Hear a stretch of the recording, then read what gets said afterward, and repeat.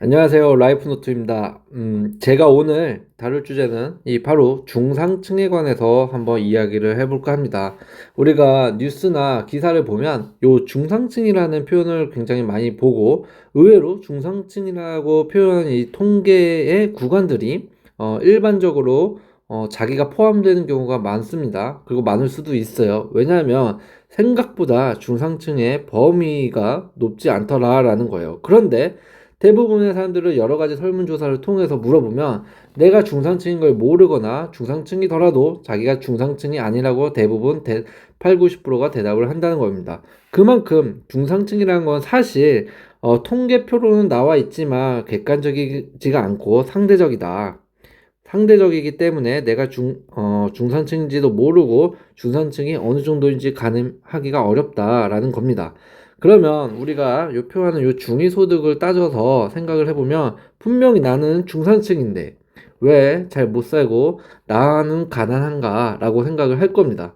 나만 빼고 다 잘 사는 것 같고 나는 중산층이 아닌데 나머지 내 친구들, 내 선후배들, 회사 직장 동료들 모두 다 중산층 같습니다. 근데 나만 중상층이 아닌 것 같다라고 느낀다는 거죠. 그런데 실제 알고 보면 나도 중상층이다라는 거예요. 왜냐? 상대적이기 때문입니다. 네. 그래서 오늘은 요 중상층에 관해서 한번 다뤄볼까 하는데, 조금 의견이 다르더라도 많이 응원해주세요. 한번 다뤄볼게요. 자, 먼저 중상층이 뭔지에 대해서 얘기를 해보겠죠. 이 중상층의 사전적 의미를 놓고 보면 말 그대로 상층과 상과 하위 계층이 있겠죠.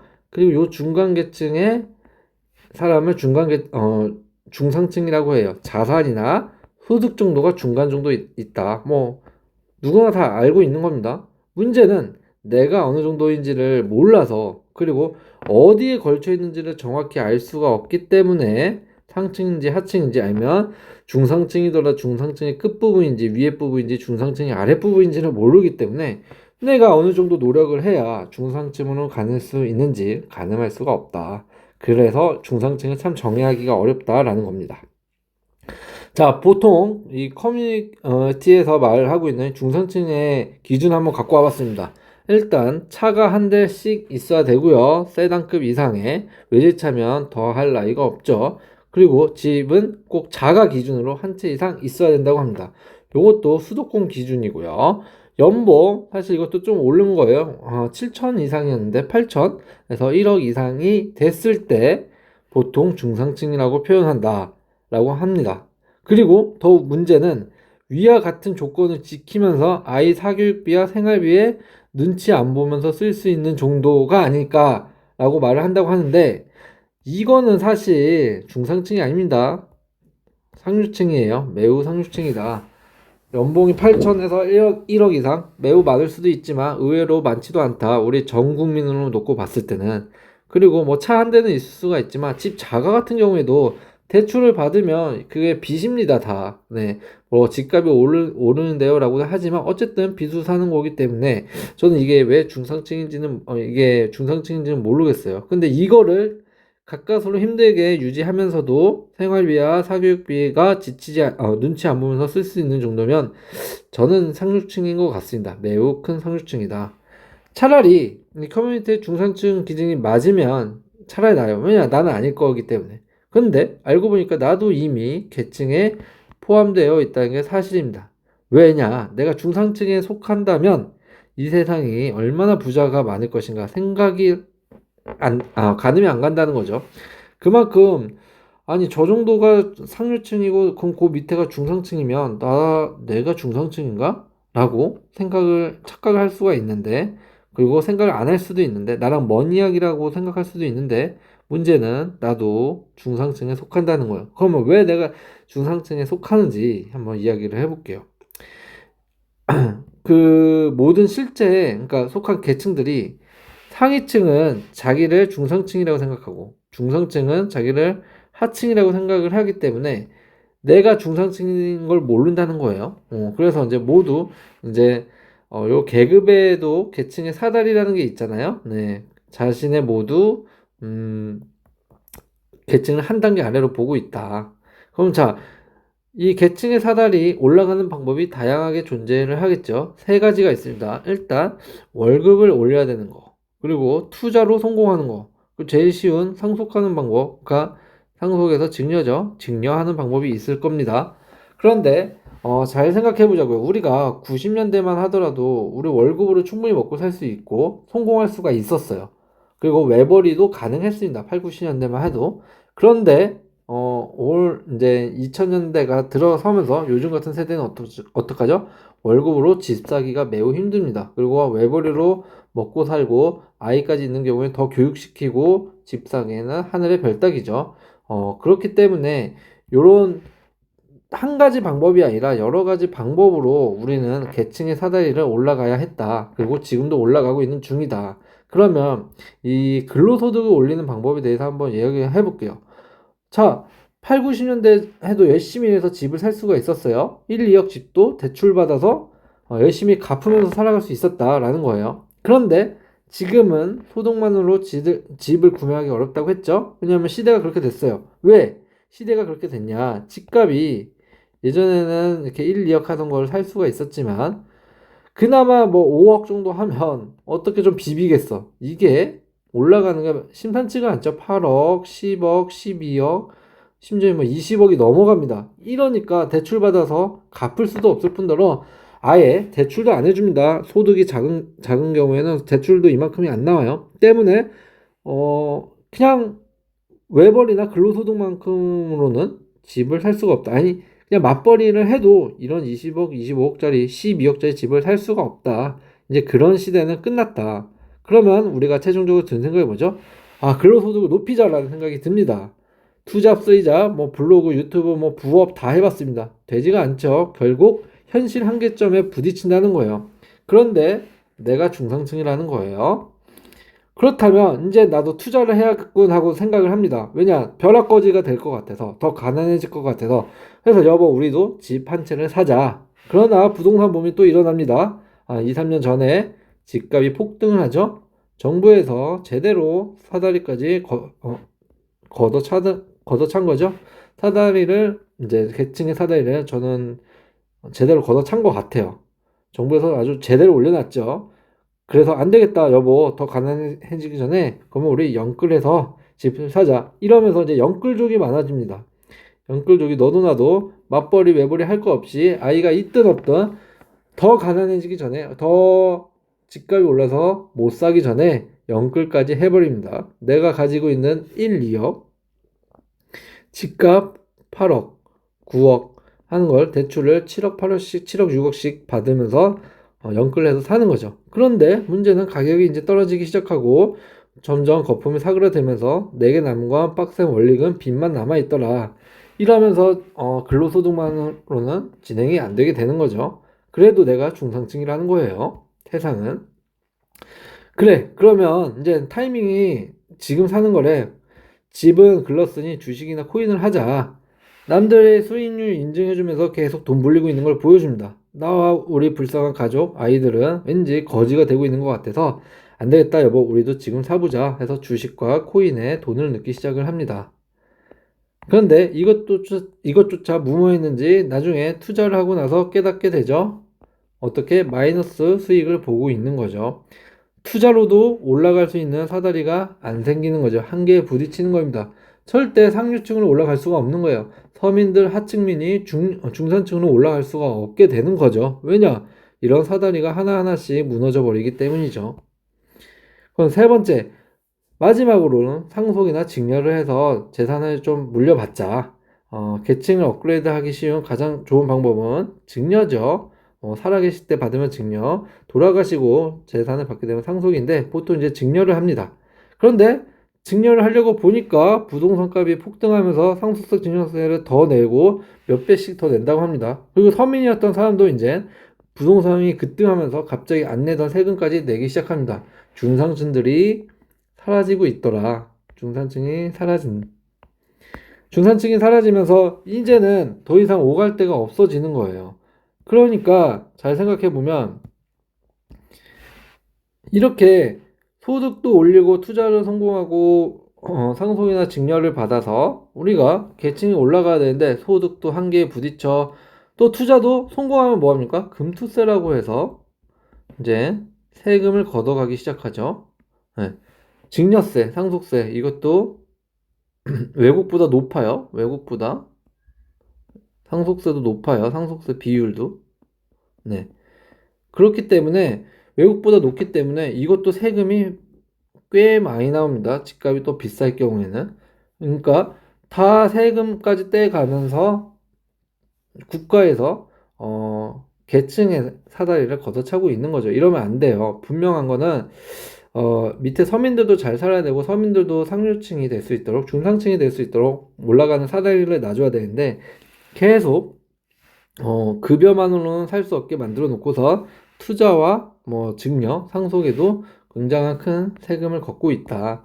이러면 정말 다 같이 중상층이 힘들어지는 결과로 이어진다. 그러면 국가도 힘들어진다라는 겁니다. 그러면 이제 이렇게 코인 같은 거 해도 안 된다. 그러면 중위소득을 한번 따져보자. 그러면 내가 그래도 중상층일까라는 거죠. 안타깝게도 맞습니다. 왜냐? 중위소득으로 따지면 여러분들은 중상층이 아니라 상류층일 수도 있습니다. 자, 2024년 가구별 중위소득 구간을 한번 따져봤는데요. 요 중위소득이라는 건 뭐냐면 일렬로 쭉 1등부터 뭐 100등까지 있으면 100등까지 소득 순위를 매겨서 거기에 퍼센트지로 구간을 나눈 걸 중위소득이라고 합니다. 자, 24년 가구별 중위소득 구간을 나누면 1인 가구가 223만원 소수점 반올림 했습니다. 2인 가구는 368만원, 3인 가구는 472만원, 4인 가구는 573만원입니다. 자, 그러면 이렇게 쭉 일렬로 있다고 치면 중위소득은 요 가운데에서 중간에서 75에서 200%, 75에서 200% 소득 구간은 중상층인 거예요. 여기는 중상층으로 볼 수 있다. 자, 그러면 1인 가구가 223만 원이다 라고 친다면 75%에서 200%가 얼마죠? 약 143만 원에서 약 440만 원 정도면 벌면 1인 가구 기준으로 여러분들은 이미 중상층인 겁니다. 그런데 200만 원, 143만 원, 150만 원이 어떻게 중산층이죠. 1인 가구로. 이걸로 어떻게 살 수 있죠? 요즘 같은 물가에. 하는데 중산층에 포함이 된다는 겁니다. 중위소득으로 따지면. 왜냐? 근데 이게 한정이 있는 게 여러분들은 이게 인정을 할 수 없다라고 하지만 왜 인정이 안 가냐면 내 자신을 기준으로 0으로 보기 때문이에요. 그러니까 그게 무슨 말이냐면 내 앞에 못 사는 사람들 쭉 봐야 되는데 내가 기준이 되는 거다. 0이 되고 1이 되는 거예요. 그러니까 내 기준으로부터 중위소득 위로 따지니까 어떻게 내 월급이 223만 원이 이제 중위소득이냐 중산층의 소득이냐라고 하는데 내 앞에 못 사는 사람들을 봐야 됩니다. 쭉쭉쭉 120만 원, 80만 원, 100만 원 이렇게 버는 사람들을 보면 이 월급이 중위소득에 속한다라는 거예요. 그렇다면 중상층이라고 불리는 요 중위 자산은 얼마이냐라는 거예요. 요 중간층이라고 불리는 요 가운데 값에서도 중위 소득 말고 자산은 바로 4억이라고 합니다. 네. 요 중간 자산은 4억이래요. 요 구간으로 아까 같이 75%에서 200% 구간으로 따지면 자산이 3억에서 약 8억이 되는 거죠. 3억에서 8억이 있으면 여러분들은 이미 중상층이다. 요거는 현금이 아니에요. 자산입니다. 자산 구간으로 4억이고 3억에서 8억이에요. 그러니까 내가 1억 뿐이 없어도 3억 5천짜리, 3억짜리 아니면 4억짜리 집을 대출 3억을 받고 사면 자산이 4억 이상이 되는 거죠. 그러면 여러분은 이미 중상층에 포함이 된다는 겁니다. 그러니까 기준이 나부터 시작을 하니까 내가 중상층이 되지 못한다고 생각을 하는 거예요. 나보다 더 앞에 사람, 더 힘든 사람, 더 밑에 사람을 좀 볼 줄 알아야 됩니다. 역으로 따지면 아직도 우리나라가 그렇게 힘들고 가난하고 못 사는 사람들이 굉장히 많다는 거고 양극화 현상이 더 심해지고 있다라는 거예요. 때문에 우리는 이런 지표로만 보더라도 중위 자산이라든지 중위 소득만 놓고 보더라도 인정이 안 되는 거죠. 그러면 이것도 되게 웃긴 게 중상층, 중위소득이라고 해도 이 구간이 있다고 했죠. 75에서 20%. 그러면 예를 들어서 75%면 143만 원 된다고 했고 한 440만 원 되잖아요. 440만 원에 속하는 중상증이냐 앞에 있는 143만 원의 중상증이냐에 따라 또 상황은 달라집니다. 내가 150만 원을 벌면서 143만 원을 벌면서 중상증이라고 하면 이해를 전혀 못할 거예요. 납득을 안 하고 인정을 안 합니다. 그나마 내가 월 440만 원을 벌면서 중상층이라고 한다면 그런가? 긴가민가 하면서 인정을 하는 분도 분명히 계실 겁니다. 그만큼 이 소득의 구간의 범위는 잘 사는 사람 플러스 매우 못 사는 사람의 합까지 더해져서 평균을 낸 걸로 갖다가 이제 순위를 먹인 거기 때문에 당연히 이 구간은 넓어지고 차이가 좀 많이 날 수가 있는 겁니다. 때문에 이런 중위 소득, 중위 자산 같은 경우에는 기준은 이렇지만 생각보다 굉장히 넓어서 많은 사람들이 중상층에 속하더라. 그래서 납득을 하지 못한다. 그래서 우리 모두 다 이제 상대적이라고 표현을 하는 겁니다. 음, 중상층은 모두 같이 잘 살아야지 국가가 잘 돼요. 중상층이 많아야 국가가 무너지지 않고 잘 살 수 있다. 잘 살 수 있다. 가난하고 힘들수록 국가에서 올라갈 수 있도록 더 도와주고 기회를 줘야 돼요. 근데 이걸 잘 몰라요. 그리고 심지어는 뭐 가난하고 힘든 사람이 어떤 복지제도를 이용하는데도 굉장히 어렵고 어떻게 사용하는지 어떻게 신청하는지도 모르잖아요. 이런 것 또한 국가에서 계속 가르치고 교육을 해야 된다는 겁니다. 우리가 어 뭐 우리나라에서는 특히 그런 것 같아요. 누가 돈 벌었다고 하면 째려보면서 어떻게 벌었지? 저 사람 뭐 비리가 있는 거 아니야? 뒤에 다 누가 봐주는 사람 있어. 벌써 이런 의심의 눈초리부터 보고 시작을 하잖아요. 그게 아니라 남들이 앞서가면 앞서가는 거 칭찬하면서 뒤에 사람도 이끌어주고 밀어주고 하면서 같이 올라가야 됩니다. 그래야 국가가 살 수 있고 그래야 다 같이 이제 중상층도 많아지면서 국가가 좀 경제가 튼튼해지는 건데 우리나라 같은 경우에는 너무 양극화가 지금 많이 심해져 있고, 심지어는 가난한 사람을 도와주려고도 하지를 않는 것 같아요. 기회가 없는 사람, 그리고 기회를 자꾸 보려고 하는 사람들을 국가에서 밀어주고 교육해주고 도와줘야 된다는 겁니다. 국가에서 그게 안 되면 계속 사회적으로 인식할 수 있도록 언론 노출을 하면서 국민을 교육을 해야 돼요. 저는 이렇게 생각을 합니다. 국민을 교육한다는 거는 뭐 한 명 한 명 앉혀놓고 교육을 시킬 수는 없겠죠. 그런데 어떤 현상에 대해서, 사회적인 현상 질서에 대해서, 그리고 문제점에 대해서는 계속 언론이 지적해주고 이야기를 해주면서 대두를 시키면 우리 모두 사람들이잖아요. 그리고 우리 모든 사람들이 국민들이 다 생각이란 걸 할 수 있기 때문에 생각을 하고 자각을 하면서 고쳐 나갈 건 고치려고 할 거고 또 하나의 어떤 무리가 발생하고 법률이 생겨나면서 또 하나씩 수정을 하게 되고 고쳐지게 될 겁니다. 그만큼 이제 모든 어렵고 힘든 사람에게 기회를 주고 뭐 세금 같은 것도 법률도 더 제정돼서 힘든 사람은 좀 더 지금도 뭐 내고는 있지만 더 덜 내야 된다고 생각을 하고 또 잘 사는 사람은 더 많이 내야 된다고 생각을 합니다. 네. 당연히 세금이라는 거는 국가에서 운영하기 위해서 필요한 돈이기 때문에 분명히 걷어야 되는 건 맞지만 그만큼 우리는 계층의 사다리를 자꾸 걷어차면 안 된다. 국가에서 항상 보호하고 그것을 인식할 수 있도록 국민을 교육해야 된다. 요게 이제 중상층을 살릴 수 있는 포인트가 아닌가 생각을 해봅니다. 오늘도 이렇게 짤막하게 이제 중상층에 대해서 이야기를 나눠봤는데요. 여러분들의 생각은 어떠신지 너무 욕하지 말고 응원해주세요. 오늘도 시청해주셔서 감사합니다. 라이프노트였습니다.